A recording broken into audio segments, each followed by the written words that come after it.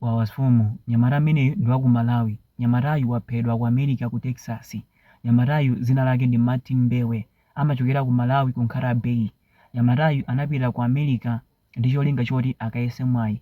Atafika ku America ankafuna mapepala, kenako adakumana ndi mzungu. Ndi mzungu uja chibwenzi chinayambika, mzungu uja adampangisa mapepala. Ndi akupanga chibwenzi ndi mzungu uja, mzungu ujanso adali ndi ana awiri. Wina wa zaka 18, wina wa zaka 14. Ndiye kudapezeka kuti iyeyu apanga chibwenzi ndi mzungu uja. Mwananso wa mzungu uja adampoyilira iyeyu. Zotsatira zake adayambanso kupanga chibwenzi ndi mwana wa mzungu uja kumbali mzungu uja sakudziwa. Ndi amati akapita kwa mzungu kuja, akamacheza ndi mzungu uja, amadikira mzungu uja alezere kwambiri.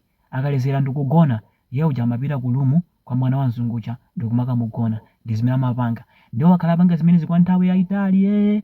Ndi Saturday anapanganso chimozimozi, anapita kwa mkazi wake uja, amacheza naye izi ndi izi. Mkazi uja atalezera kwambiri, iye uja ananyamuka anapita ku lumu kwa mwana uja.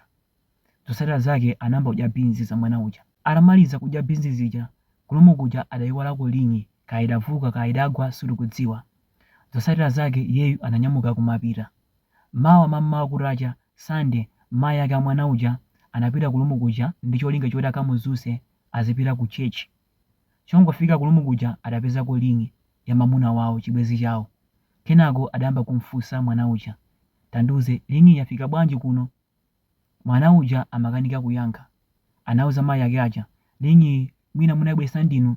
Mayi ake aja anena zoti linyi sinabwese ndine kuno, linyi siyanga, linyi ndi Martin, yapezeka bwanji kuno?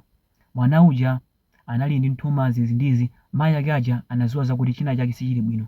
Anampanikiza ndi mafunso mwana uja mpaka na mwana uja adaulula, Martin anali kuno, Martin ndi chibwenzi changa, pepani mundikhululukire, inenso ndimamukonda. Ndiye mwanayu amaona ngati kuti mwina mayi ake aja amusiyira Martin, koma mayi ake aja adali mmapulani ena. Zotsatira zake anamuwuza mwana uja, okay yabwino ndakumva. Anamuimbira foni Martin.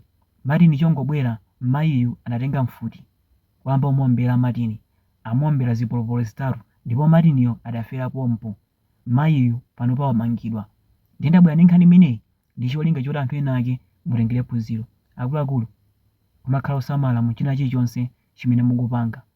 Ndipo mukamapanga zinthu muzidziwa zoti lafore limakwana. Ndiye muziganiza, kodi laforelo likazakwana zizandithera bwino? Ngati sizakutherani bwino, ndi bwino musiye lafore lija lisanakwane. Akuluakulu, sindifuna kukamba zambiri, koma chachikulu khalani osamala mu china chilichonse chimene mukupanga.